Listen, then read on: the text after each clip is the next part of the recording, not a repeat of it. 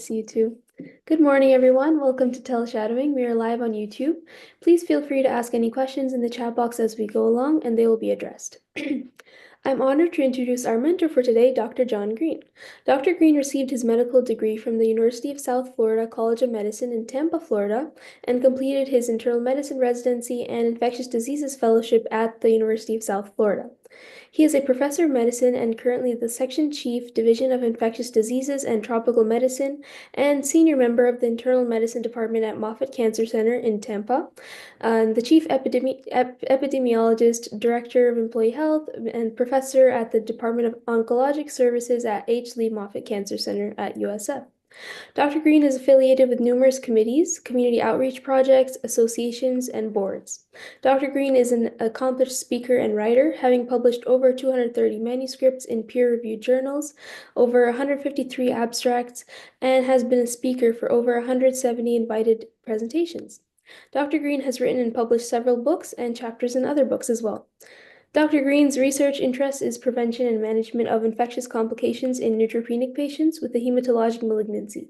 In addition, he has an interest in the diagnosis and management of pulmonary non-tuberculous mycobacterial infections.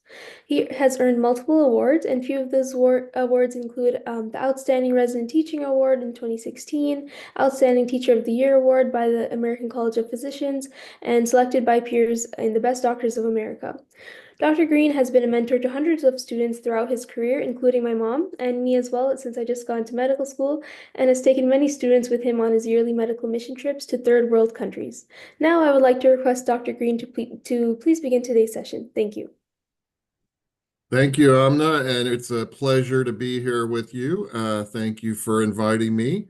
And over the years, many of you that are listening to this lecture have gone on to your medical career, and I have run across you during your medical school years and residency. So thank you for providing this venue. So I want to show you for the last 35 years what an infectious disease doctor does. The most colorful examples are always by pictures because I'm a visual learner. So I'm going to show you how the subspecialty of infectious diseases manifest itself in the skin in the form of rashes externally. This includes the nails and anything external that we can see. And so we will run through some interesting cases. So here we go. So this is called Greene nail syndrome. When your nail separates from the nail plate due to chemo and other things, or even trauma, and you get water under the nail washing your nail, the water can't be dried off because it's under the nail. And when that happens, Pseudomonas, a bacteria that makes a green pigment called pyoverdin, verde for green, makes your nails green. And the way you treat this is you soak it in vinegar diluted 1 to 10 with water, which is acetic acid. It dries out the water and kills the Pseudomonas under the nail. It usually does not invade your body. It's just making pigment growing between your nail and nail plate.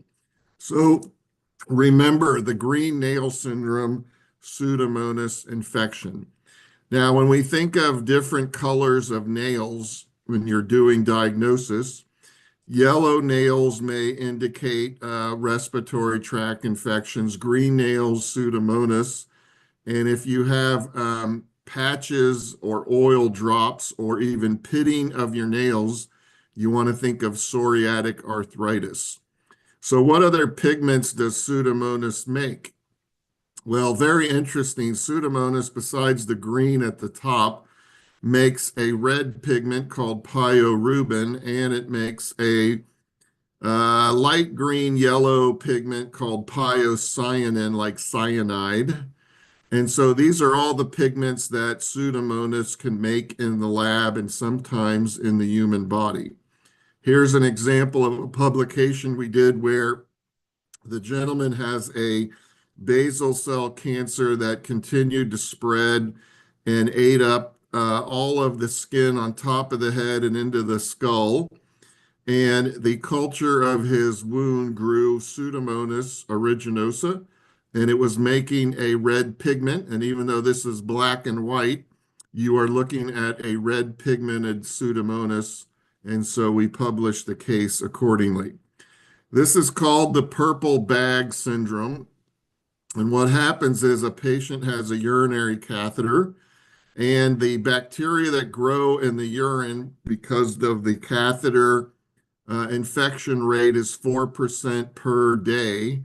So some bugs will grow in there, and if it happens to be bugs that are in the names of Providencia and other gram-negative rods, they actually convert in the urine into a color that looks purple.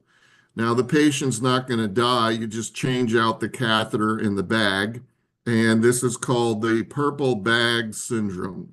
Here's a better purple bag syndrome, almost blue looking.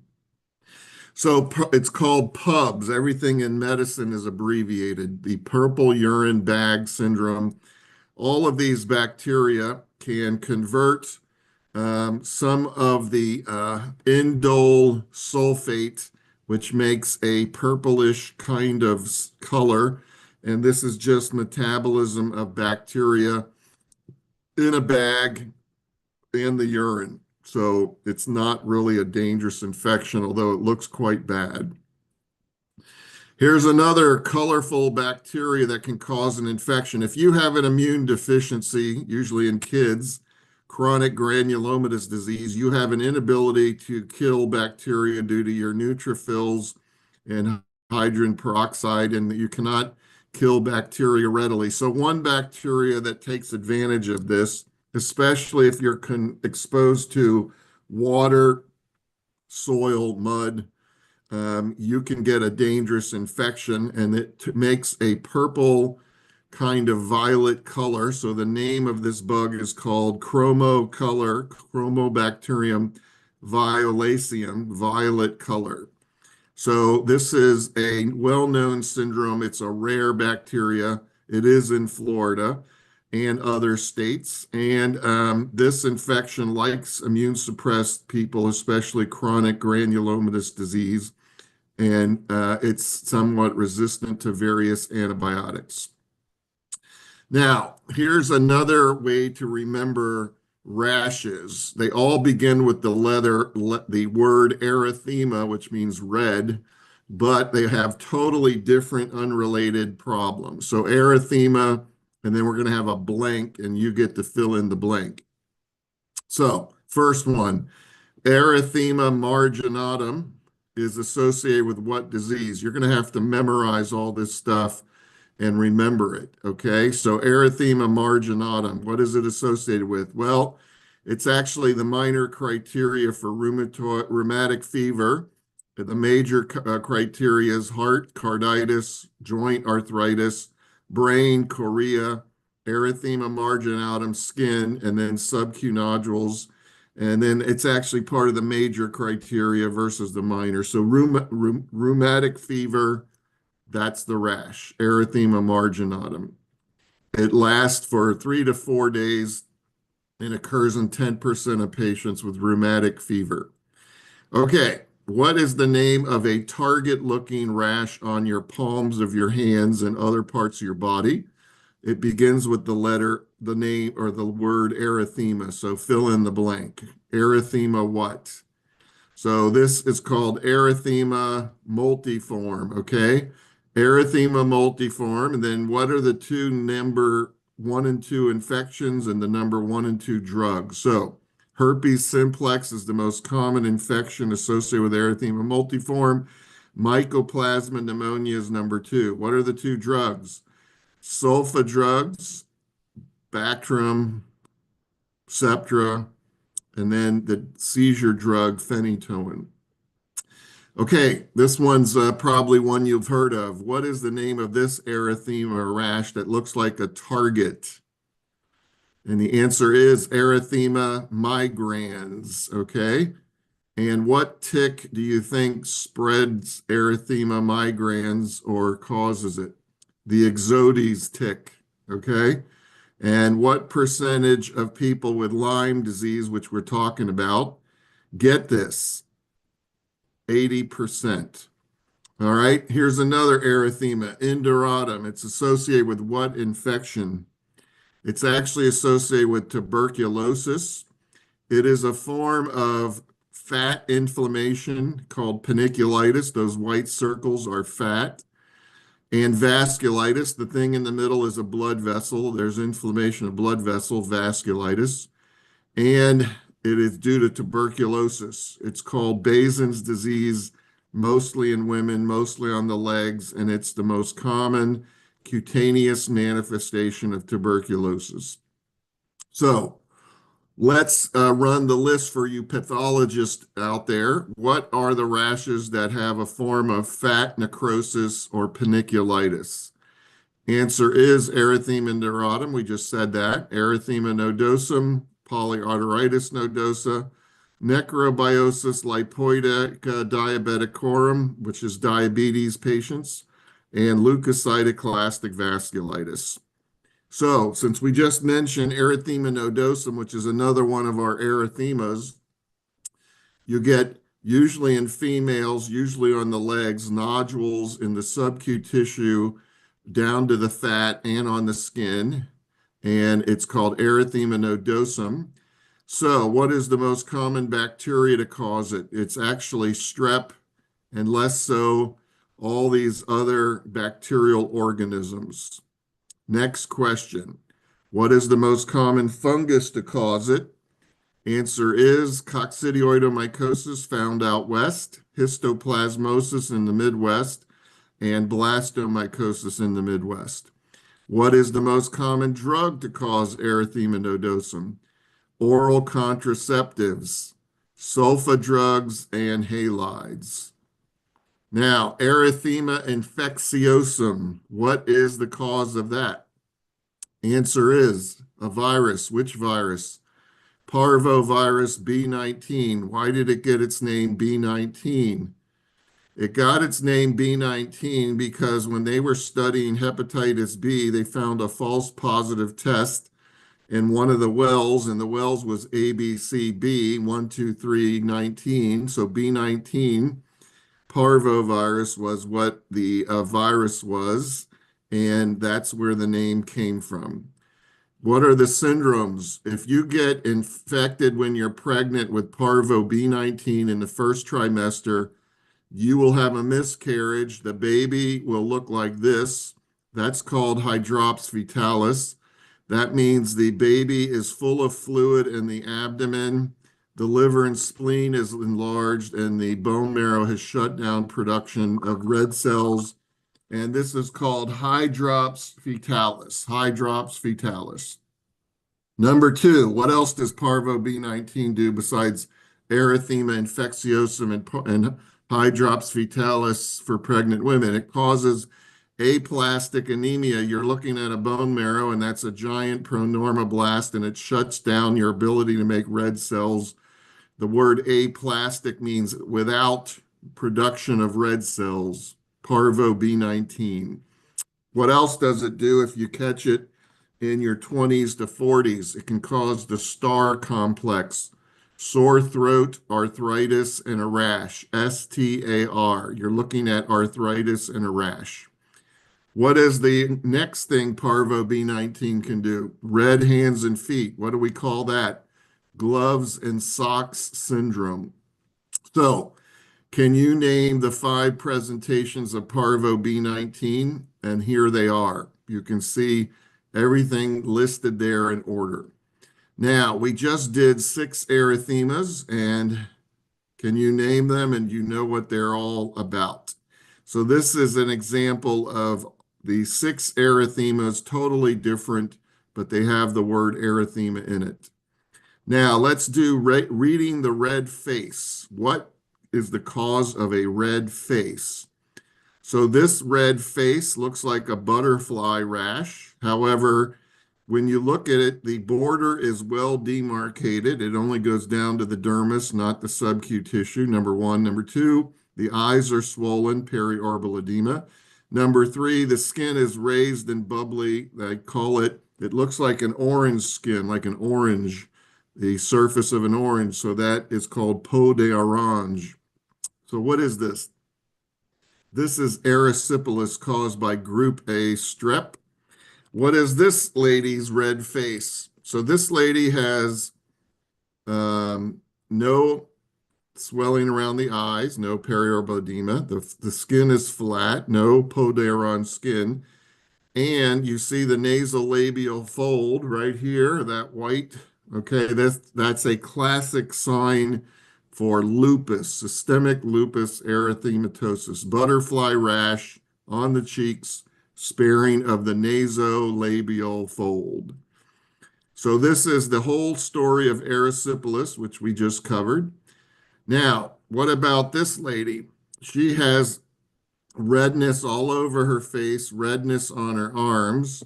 She has eaten some tuna fish in a cafeteria, or she's eating mahi mahi and she's itching. What could that be? And it occurred within 30 to 60 minutes of eating the tuna fish or the mahi mahi. So she has scombroid poisoning from eating the scombroid vertebrate fish. That is, when it was caught, it wasn't refrigerated adequately, and the bacteria on the surface of the fish, not put on ice immediately, grew some, converted the histidine in the flesh to histamine, and you're getting a histamine red rash. It's called scombroid fish intoxication, and people think they're allergic to fish for the rest of their life, and it's actually totally not true. They just ate a fish that was caught and not put on ice immediately, and they're getting a rash. And it's only the scombroid class of fish, which are the tuna, bluefish, and mahi mahi. Another red face. What does this lady have? In fact, it's not only on the face, it's on the chest and in the arms in this gentleman. So, what could do that? Well, if you think about how we wear clothes, this is on sun exposed parts of your body. So, this is a rash due to a phototoxic drug the patient is taking, and it sensitizes them to UV light. The most common drug to do that is doxycycline and cipralevaquin and sulfa and the fungal drug vorconazole. You can either have two mechanisms of action, phototoxic or photoallergic. So these drugs make you sensitive to UV light. Now, this article about reading the red face was published, and this was the article about the different causes of a red face. And you can see it contrasts. How do you tell the difference between erysipelas, lupus, rosacea, and erythema infectiosum, which gives you a red face? All right, what are the major causes of an intertriginous or groin rashes? Intertriginous means skin opposing skin, your armpit under your breast, if you're obese, under your abdomen where skin touches skin, your groin, your buttocks, okay, that's called intertriginous. There's rashes that like to occur in that area. So this is in the groin. And if you notice, the scrotum is involved, the skin in the middle is involved, but notice it has satellite lesions. So this is Candida intertrigo, and you treat it with an antifungal. This one has scallop border, and it does not involve the scrotum. This is jock itch. It's called tinea cruris, a dermatophyte treated with antifungals. This one looks just like the one I just showed you. And it does not get better with antifungal. It requires an antibiotic, erythromycin, azithromycin. What is it? This is a bacteria that lives in people's groins, thighs, armpits, and occasionally it makes a rash. And what you do, this is a female version of the same thing. What you do is you put them in the dark, you get out your Woods lamp, which is an ultraviolet light, you shine it on the rash, and you get this beautiful coral pink fluorescence. And you know for a fact the name of this diagnosis, and the answer is you're looking at coral pink, coral red fluorescence in the dark, and this is called erythrasma. It's caused by a bacterium that likes those parts of your body Corynebacterium minutissimum, and you treat it with an antibiotic, not an antifungal. Okay, so remember, erythrasma, Corynebacterium minutissimum, it's in your armpit, your groin, your intertriginous areas, and it gives you coral pink or red fluorescence with a Woods lamp. Okay, this is what herpes looks like in the groin. Ulcers, hemorrhagic, the male version of herpes. And herpes sometimes likes your intertriginous areas, like in the area under your abdomen if you're heavy, and it looks like a knife cut. So they call it the knife cut sign. So these are what herpes looks like in the atypical intertriginous areas of your body. This is what herpes looks like in your buttocks. It doesn't go deeper than the epidermis, and it likes the gluteal cleft between the buttocks cheeks, and it's called the knife cut sign when it is there. Okay, here's more chronic herpes on the buttocks and thigh, and in the buttocks, gluteal cleft.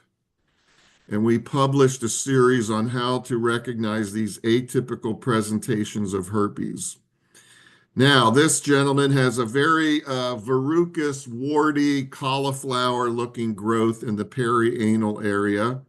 And it looks like it's going to be the HPV virus, which causes warts, but it actually was herpes simplex, and it was cut out and then treated with acyclovir. So we did a paper on it, and we talked about all the things that look like a cauliflower or a wart. And this gentleman had herpes simplex vegetans. We have other diseases, including autoimmune TB, condyloma syphilis can look like a wart, a large HPV virus, Bush-Lowenstein tumor, and even fungus. The list even goes on to cancers and other diseases. Now, excuse me, this guy had herpes on his lip and it spread all over his face and he has atopy. So what is the name of that? That's called eczema herpeticum. Here's a kid with the same thing, herpes all over the place on the skin. This gentleman has lymphoma and his biopsy and stains show herpes simplex. This is eczema herpeticum. And we published his case. All right, what about a black necrotic lesion when you're a leukemic with low white cells called neutropenia? That's Pseudomonas, and it is called ecthyma gangrenosum. It looks like gangrene because it turns black. It likes the groin, and it likes your thighs and buttocks. So this is ecthyma gangrenosum. All right, and you treat it for gram negatives and Pseudomonas. Now, we did an article on the non-pseudomonal causes of ecthyma gangrenosum, and those include Klebsiella, E. coli, multi-drug resistant. And these are people with prolonged neutropenic. You're looking at their perineum between their anus and scrotum, and you can see this black necrotic lesion with a drain in it, Klebsiella. Here it is eating up the groin, and it was debrided all that dead tissue, and now you're looking at the flesh. Here it is in the buttocks area, the thigh, and atypical cases of mucor in the groin. We're still covering groin rashes, buttocks, things like that. So this one was a mold called mucor invading the skin, and it turns black and necrotic when people have incontinence of stool, and the stool is sitting there because they can't be cleaned as much as it pours out of them. And the mucor is in the stool invading the skin. Now, this is a autoimmune disease, and it causes ulcers in your mouth called aphthous ulcers and your palate. It causes ulcers in your genitals, and that's the male version. The other was the female version. Here's the female version of the ulcers with the pustules. It causes uveitis, inflammation of the edge of the eye, and conjunctivitis. Pathergy, arthritis, and aseptic meningitis. Pathergy means I stick a needle in your arm to draw blood, and then the area of trauma gets worse. That's called pathergy. And that's called the sign of detecting pathogen, and the disease is Behçet's disease. This is how you would prove pathogen. So this is the body: oral genital ulcers, uveitis, the eyes, the arthritis, the skin, and the aseptic meningitis. It was named after a Turkish physician named Hulusi Behçet, and it's called Behçet's disease. And there's major and minor criteria, and you treat it with steroids and immunosuppressive therapy. So remember these syndromes. We're still in the groin here. So ulcers in the penile groin area in the setting of keratoderma blenneragicum, these lesions on your feet. Your toes look like sausages, so that's called dactylitis. The insertion of your tendon to your bone is inflamed and painful. That's called enthesitis, where the tendon attaches to the bone. You have conjunctivitis, and you have a drip called urethritis. So what do you have? You have Reiter syndrome or reactive arthritis. It is associated with everything I just mentioned, another syndrome with a groin rash. The succinate balanitis was the ulcerative groin penile rash. So here's your quick summary. All the groin rashes: Candida intertrigo, tinea curris, erythrasma, herpes, ecthyma, gangrenosum, Behçet's, and Reiter's. Now, we actually had a resident and med student write up all the intertriginous rashes that can occur in cancer patients. This is chemotherapy-induced rash in the groin. This one is called baboon syndrome or S-drift, and you get a rash in your groin, your armpit, your buttocks turns red. It's called S-drift or baboon syndrome. Excuse me, S-drift stands for symmetric drug-related intertriginous flexural exanthema. That's a mouthful, isn't it? There's baboons have red buttocks, so they call it baboon syndrome, the red buttock sign. All right, here's more pictures of different patients with S-drift. It's caused by a drug, and it likes your intertriginous areas where the skin opposes skin. Now, let's talk about water or sea creature or animal-related infections. This person was handling a porpoise, seal, shrimp, fish, so salt water usually. It was also handling a chicken, so animals on the farm. And you get a purple cellulitis or a violet color, violaceous kind of color change. So people who are fishermen and butchers and even anybody handling these can get this. It's called erysipeloid. It's caused by erysipelathrix rhusiopathy, and it's a gram-positive rod. What else can you get handling a fish? This is a cellulitis in the hand from the slime of a fish, and this is called strep ineae. You get that from handling fish. Anybody who handles fish is called a fishmonger. This person was cleaning out their fish tank or bumped against a reef or anywhere salt water, fresh water, and they get these nodules on their skin.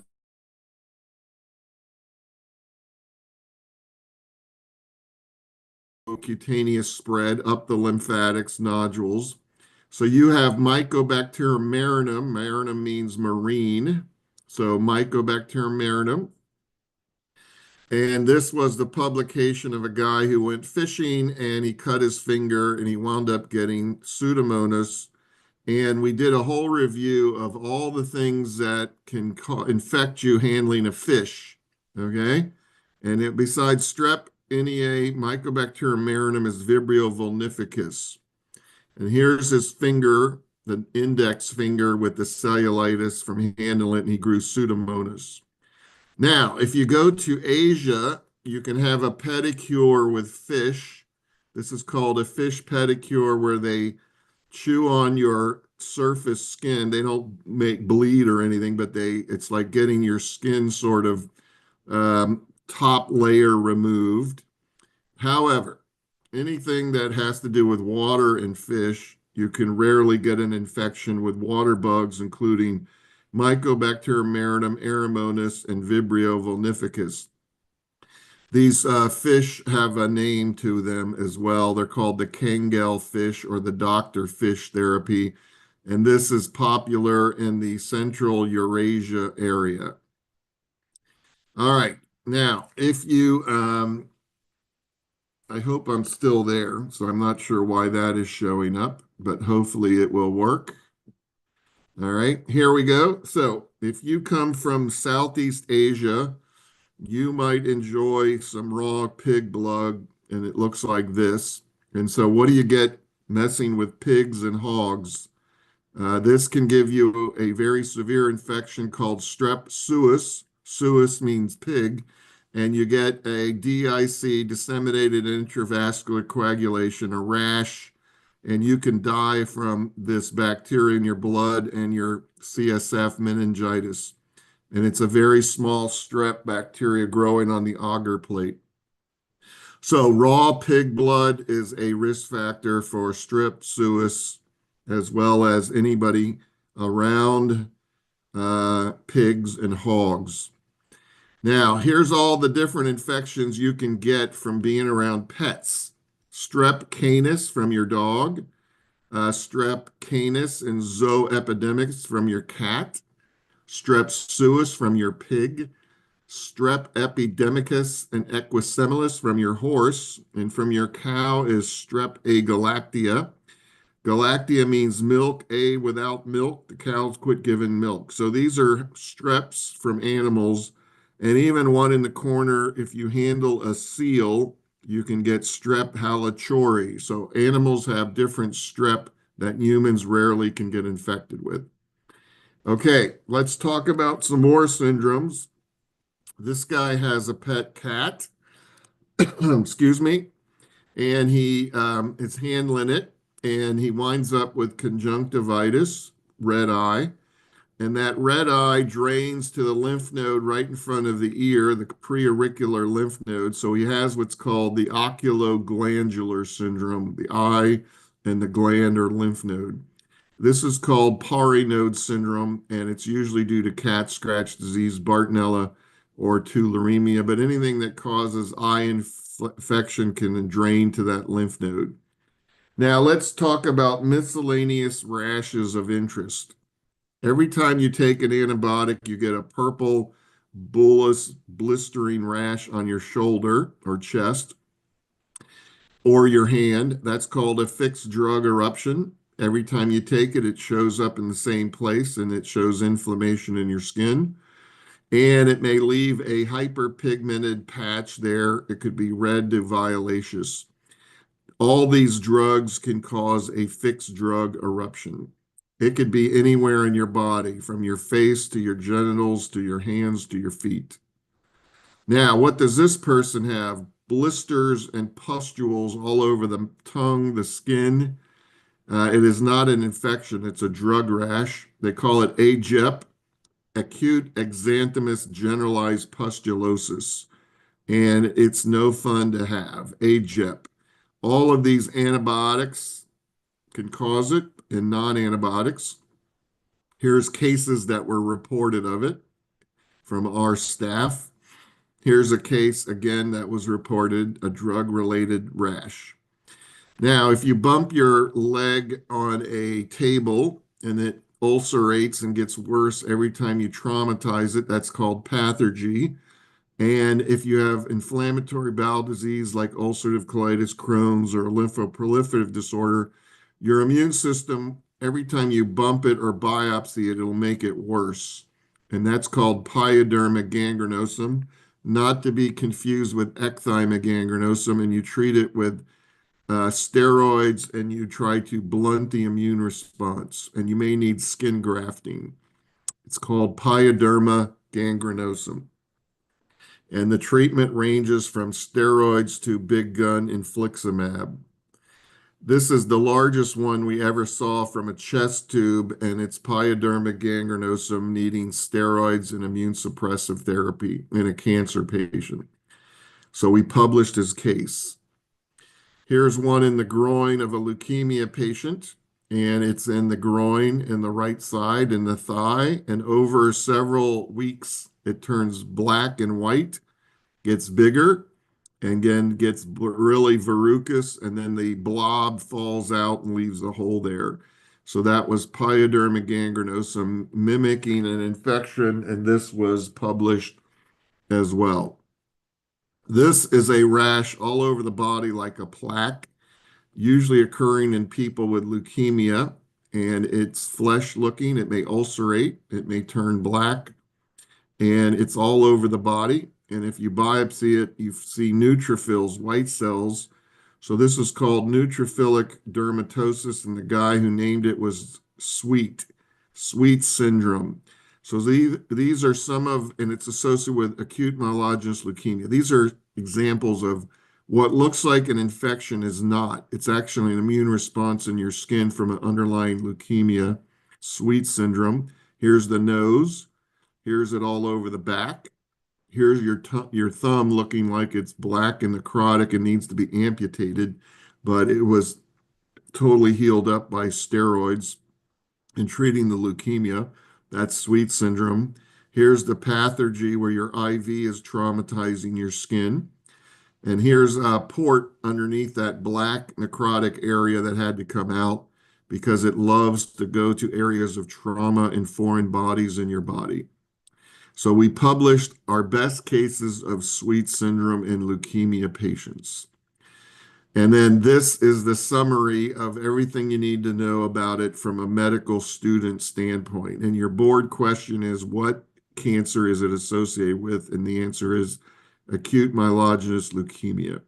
And it's most likely associated with what drug that makes your neutrophils go up? GCSF, granulocyte colony stimulating factor.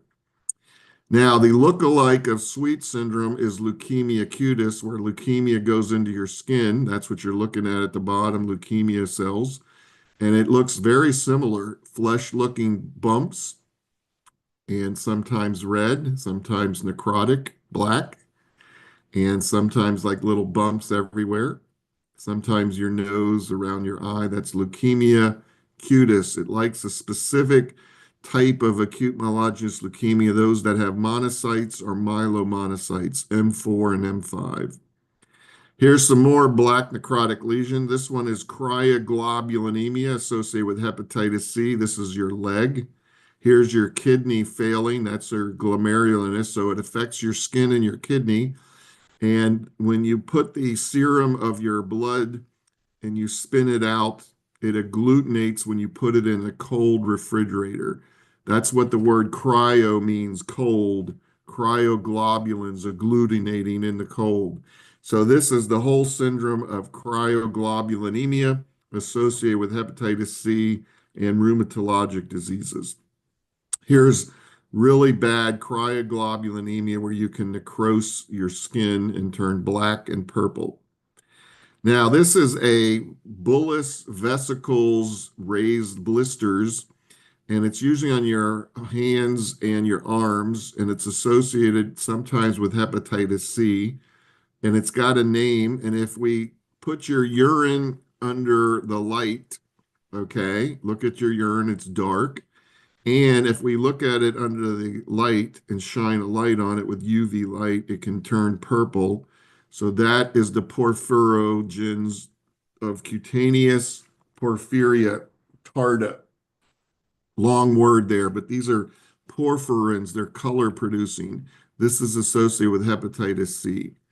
Here's a classic case of a guy with hep C with burned out ulcerative porphyria cutanea tarda affecting his skin, drying it out, scaling, ulcering, and his nails are affected, all due to hepatitis C. All right, more black necrotic lesion. This is called purpura fulminans, fulminating purpura. And then the lack of blood flow turns black and necrotic, so she's going to lose her fingertips there. And the biopsy of the skin shows the blood vessels are clotted up, so you're not getting blood flow there. And the most common causes on the right are bacteria when you have no spleen, like strep pneumonia, Neisseria meningitis. If you're bitten by a dog bite, capnocytophagia canemorsis. And on the left, which is what she had, there's all kinds of non-infectious causes of purpura fulminans, including snake bites and snorting cocaine contaminated with levamisole. So we published her case with a review of the literature. All right, this gentleman has strange growth on his skin and he has HIV. And it turns out that they thought he had a cutaneous lymphoma. So he comes to Moffitt. They biopsy his skin, and it looks like an oyster shell on the right. And it turns out we tested him, and he has a atypical presentation of syphilis, and he has syphilitic meningitis. We gave him penicillin, and guess what happened? Those little things on his skin fell off within a week, and he looked totally normal within 2 weeks by killing the syphilis with an atypical skin presentation. And he was cured and looked totally normal and was back on his HIV meds. This is called rhupoid syphilis or Louis maligna. Louis is syphilis maligna. Maligna looks like a cancer. So this is an atypical presentation of syphilis in an HIV patient who never had lymphoma. Here's an ulcer. The guy actually winds up having tuberculosis in his lungs with a brain cancer, and he develops ulcers on his lungs or on his legs due to tuberculosis. We treated his TB, his leg ulcers went away, and we published an article on the skin manifestations of tuberculosis. This gentleman went to Costa Rica. He went from the East Coast, hiked across Costa Rica, Panama, all the way to the other coast, Pacific coast. And as he's going through the jungle, he's bitten by no-see-um sandflies. He's in his mid-20s. And then he comes back with these ulcers. We biopsy it. What did he get from the no-see-um sandflies? Leishmania. Those little small dots are Leishmania amastigotes. Okay. So he had Leishmania panamanensis as opposed to Leishmania costarricensis. And we treated him with ambisome and it melted it away. Here's the differential diagnosis of what you get on skin ulcers like that. And this is the treatment of Leishmania, and he wound up getting the amphotericin B. So there's the publication. Okay, this lady was bitten by a cat and it turned black and necrotic. What did the cat? Well, all cats have Pastorella multocida, except she did not have fever and it happened slowly over a week or two. And so it wasn't Pastorella, but the cat inoculated a mold called mucor into her skin. It grew into the blood vessels, killed all the tissue on the surface. And so they had to cut out all this dead tissue. And that's the dead tissue they cut out. And then there's still dead tissue getting all the fat and superficial layer off. So now they got to go all the way down to the tendons and blood vessels, and they got it all cleaned up, and it looks like healthy tissue and some muscle too. And then they put skin grafts over it, and now she is cured of her mucor in the skin.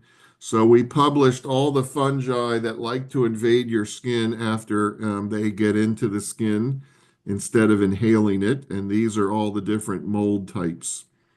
This is mucor from your sinus when you have diabetes with ketoacidosis invading your eye, your orbit, and coming out through the skin.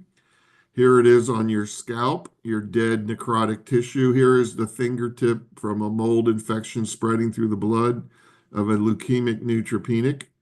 There's the 90-degree septate hyphae. They look like moose's antlers. That's the mold and tissue. This person bumped his leg on a cardboard box. He was leukemic neutropenic. This was aspergillus inoculated into his skin. It kept growing, and so to save his life, he had a below knee amputation. And there's the mold invading the blood vessels, 45-degree septate hyphae. And that's what the conidiaphore look like under the microscope.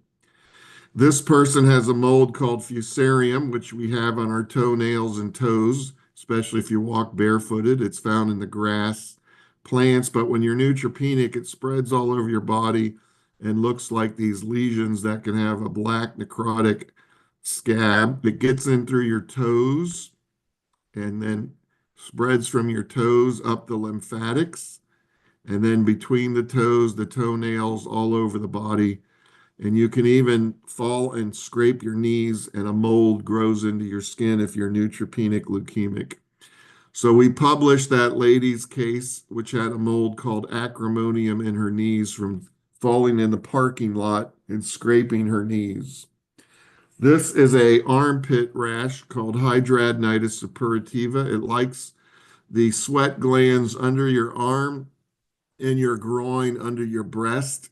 The treatment is wide local resection, and if you don't cut it out, it can turn into a cancer and spread all over the body from the sinus tract over 10 to 20 years. It's a disfiguring disease of the sweat glands. This one is the same thing in the groin with fistula tracts, and this lady elected to have surgery. So they cut out all the tissue and then recreated it with skin grafts. And that's what the pathology looks like with your hair follicles and sweat glands all inflamed under the microscope. And we can rank it 1 through 3 stages, different stages of the Hurley classification. That's hidradenitis suppurativa. These are some infections in neutropenic. The port is infection with red lesions all over the body and in the lungs. And this person had a bacteria that spread all over his skin and body called Corynebacterium jacium, named after the person named Jacium who had it initially. This is what you get when dogs and cats are in your sand or on the beach, or raccoons defecating. A little worm that's in their poop is in the sand. It migrates in your skin, itches like crazy, lasts 6 weeks. It's called cutaneous larva migrans. And the worm drills through your skin from the sand, and it can't go deeper, so it just stays in the skin in a zigzag pattern. This is the granddaddy hookworm of them all, Strongyloides stercoralis, spreading all over your body. This caused a pneumonia, and they coughed up their spit. And that's normal bacteria colonies, but it's something's crawling on the plate, 1/4 of a millimeter long, making that pearl necklace at the bottom, which are the colonies following it. And that is the hookworm named Strongyloides stercoralis. There's the pneumonia, and this is usually in immune suppressed people with AIDS, and it pulls gram negatives like E. coli in your stool into your blood, so you present with E. coli bacteremia.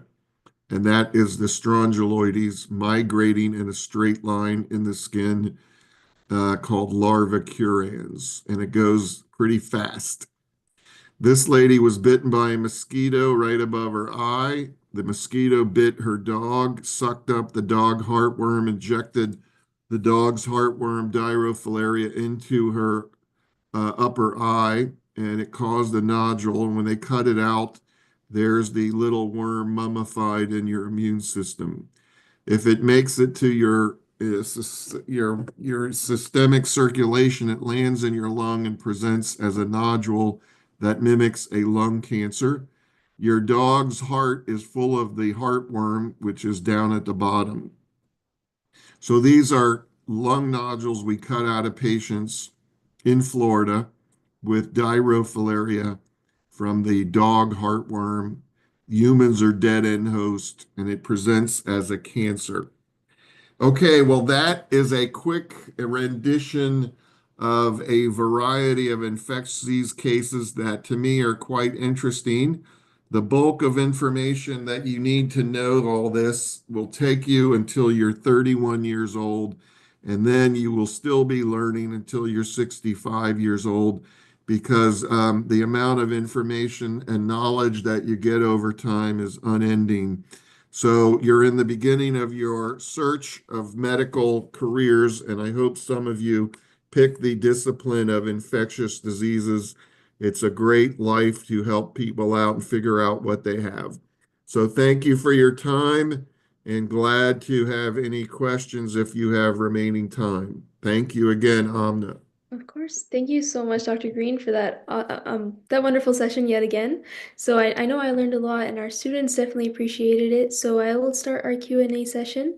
A couple of questions. First up is, um, you covered several types of erythema rashes towards the beginning of your presentation.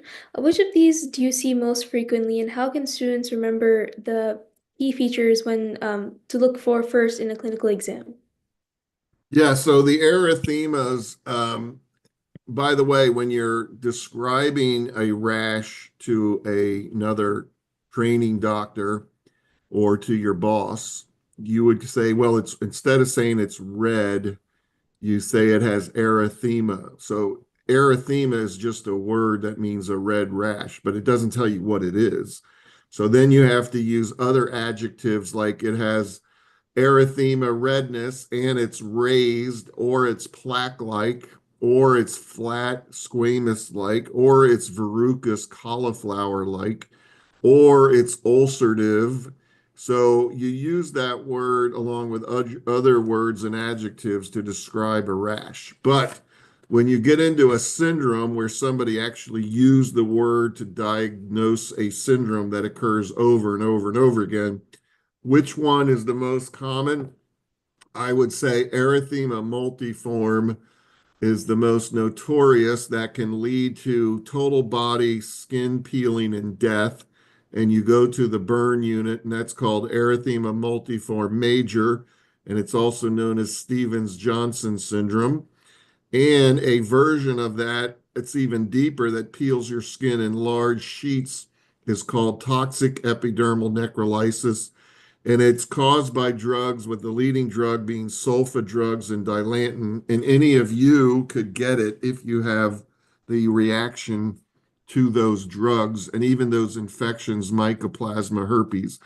So that's just the fact of nature, this skin peeling rash, which is a nightmare if it gets really bad. That makes sense. Thank you. And our next question is also related to differentiation.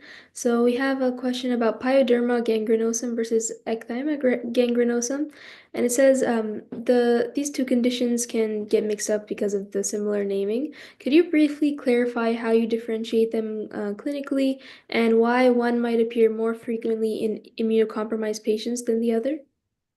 Yeah, great question. In fact, if someone were to ask you a question of a black necrotic lesion, they will likely give you like 4 or 5 choices, and both of those will be on the question. So you have to pay attention to the details to distinguish ecthymic gangrenosum from pyodermic gangrenosum. Sometimes they occur in the same setting, so that could be challenging. So it's easier to distinguish ecthymic gangrenosum because it likes your groin, your buttocks, thigh, but it could be anywhere. And it likes a neutropenic leukemic with a bacteria frequently in the blood, but not always, like Pseudomonas. So that makes it very easy to distinguish. But people with pyoderma gangrenosum tend to have no neutropenia. Rarely do they have leukemia, but they may have Crohn's disease, ulcerative colitis, called the inflammatory bowel disease, and they have an ulcer over weeks and weeks developing slowly. And the more you traumatize it, and they may have bumped it to start it, that's a classic giveaway to the pyoderma gangrenosum. The pyoderma gangrenosum also, when you describe it, which I didn't get into detail, has undermined edges and it tends to have scallop border with central healing. Whereas ecthymic gangrenosum, the Pseudomonas or other bacteria is invading the blood vessels and it turns black and necrotic. And so those can distinguish those two. Of course, there's overlaps, but the knowing the history of the case will give it away. So if this were a board question or a test question, they would make it at such an obvious difference that if you knew those two syndromes, you would not pick the wrong answer. That's definitely helpful. Thank you for the details. I think our next question here is regarding, um, okay, so it says you touched on how tuberculosis can present as erythema induratum. Could you elaborate on the pathophysiology behind that skin manifestation and discuss the importance of screening for TB in these patients? Yes, so most people in medical school residency and even when they're out, they don't think of skin rashes ever associated with tuberculosis. So, excuse me, tuberculosis is called the great imitator because we only recognize it when it's in the lungs, which is the most common location. But it can spread to any part of your body, your brain, your genital areas, your uterus, your testicles. It can go to any place in your body, your bone, and then you just don't think of it because you only think of it in the lungs. So that's why it's called the great imitator.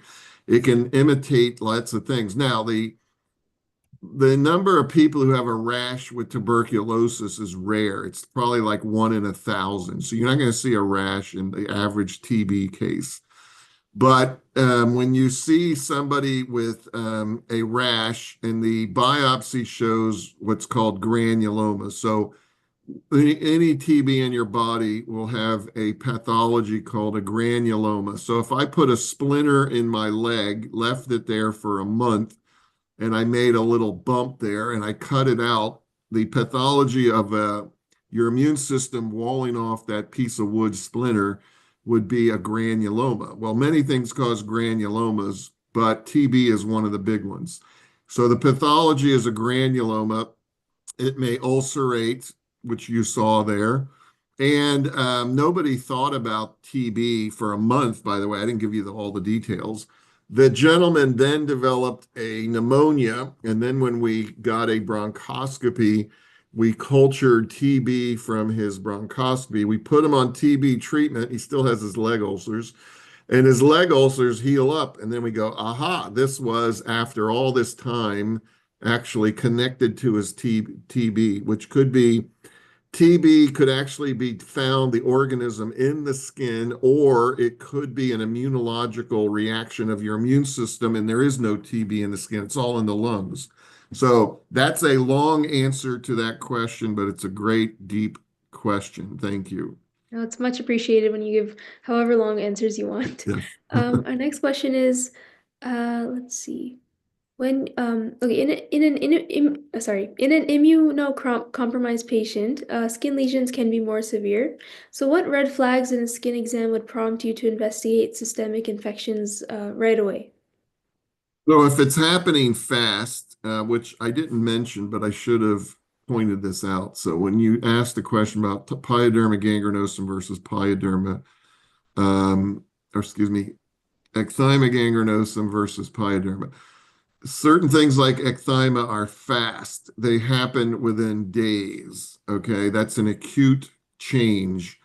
Pyoderma gangrenosum may be slow. It could take several weeks to get that bad. So the speed of how things are forming will help you to distinguish one or the other. So for example, if you have redness really fast after handling a fish and you have fevers and you're sick, that would be the erysipelathrix rhusiopathy erysipeloid. But if you're handling the fish or the salt water, cleaning the fish tank, and it happens over weeks to a month or two, you get a red nodule and then it starts moving up your arm. That's Mycobacterium marinum. So one is an acute presentation, the other is subacute or chronic. So that's probably how fast things are happening. And then if the patient is going septic with low blood pressure, and then grows within a day or two pseudomonas in the blood, you know this is ecthyma gangrenosum and it's a medical emergency. The other one doesn't kill you as fast and it's not as dangerous, but it can kill you if you don't kill the bug or whatever is causing it, the immune suppression, that whatever you need. Good question. Thank you, Dr. Green. Now I'll just transition into a few questions that are more general. So, are there any up and coming treatments or research breakthroughs in infectious dermatology or like infectious diseases in general that you're excited about or you think students should keep on their radar? Yes, so you guys are in exciting times. For 100 years, the only way we could detect microbes was by culturing it, and many things don't grow in culture. So now they have really sophisticated tools that infectious disease doctors are the only ones who could prescribe it or recommend it. And that's because the cost of them to the hospital may wind up being $200. But to get their money back, this sounds bad, but this is reality. They may charge the patient's insurance company $2,000, and then whatever they pay, they pay. But the point is that what tool am I talking about? So there's the new technology in the last 10, 20 years called PCR, polymerase chain reaction. So that can give you an example of one strand of DNA anywhere in your body. If you can run it in this machine, it can detect a microbe. And so we do a blood test called a liquid biopsy, just putting a needle in your vein and pulling blood out. We send it to a lab. The lab, if you want to Google this, is called Carius, Karius.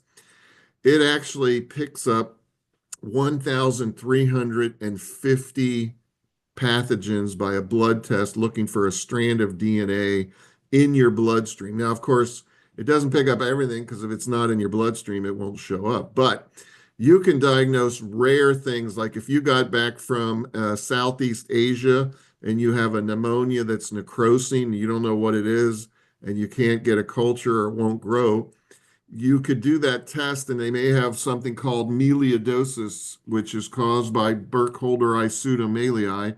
And you can then have a diagnosis, get them on the right antibiotic, and it never grew in culture potentially. So this is a new technology, just one example of many of how things are growing and developing to and that was just a diagnostic example. There's treatment examples, for example, Keytruda, pembrolizumab, cures melanoma when people would die of melanoma by causing your immune system to be stimulated to kill the cancer. And now they're finding out it works for a ton of other cancers. And if you want it, you get it infused every 2 weeks for 2 years, and it can cost you um, $100,000. So it's brand new, it's expensive, but it cures the incurable. Those are examples. Thank you. That does sound very exciting, and I hope we can continue to use technology for these types of innovations to advance Yes. the field of medicine. Yeah, so finally, for our last question, for undergraduates and medical students who are inspired by you and your presentation, what key advice would you give to them to keep in mind throughout their training? Great question. So, what I would do is start reading the case reports of the New England Journal of Medicine, which comes out every week, and find a case that really appeals to you. So, what they do is they leave you with a little title that catches your interest, like brain lesions with seizures and low white count. You're like, oh, okay, what is that? And then as you read the case, they don't give you the answer till the end. And so, what happens is you read through the case, you see how it presents, and then finally somebody says, a procedure was done or a biopsy was done or some test was done and you're sitting on this mystery. What is it? What is it? What is it? And as you're reading it, it tells you, aha, the patient has, disseminated amoebic brain abscess that they acquired from the water. But they go through the whole discussion of all the possibilities, how they got to the diagnosis, and what it was, what the treatment was, what the outcome was. It will take you 10 minutes to read, but that's the way you want to learn medicine. You get it from a example, and then you kept reading it, and then the mystery unfolds before your eyes. So if you want to learn medicine, just start reading that, and that's how you're going to present. In fact, you will put this into your brain. When you're presenting as a med student resident, you will do it just like that. It'll come out as a mystery to the audience, and then you hit them with the clincher after you ask them all these questions. What do you think it is? What was this? This? Does that help? Oh, yes. And then all of a sudden you let out the answer and you're like, wow, that's cool. Okay. Yeah, I agree. Definitely. Any JM is always a fun read. All right. So I think that's all the questions we have for today. I'd love everyone to please once again give a warm thank you to Dr. Greene in the chat box for this awesome session. Thank you. Have a good one. Enjoyed it. All right, now we'll conduct our quiz and future session dates. So the link to the quiz for the session will be up soon. And again, you'll need a 70% or higher to pass and receive certification. Our next session is next Saturday, March 1st at 10 a.m. Eastern Standard Time. So I look forward to seeing everyone there. Thank you so much for attending today's session, and we hope to see you in upcoming sessions as well. This concludes this week's shadowing. Thank you. Thank you.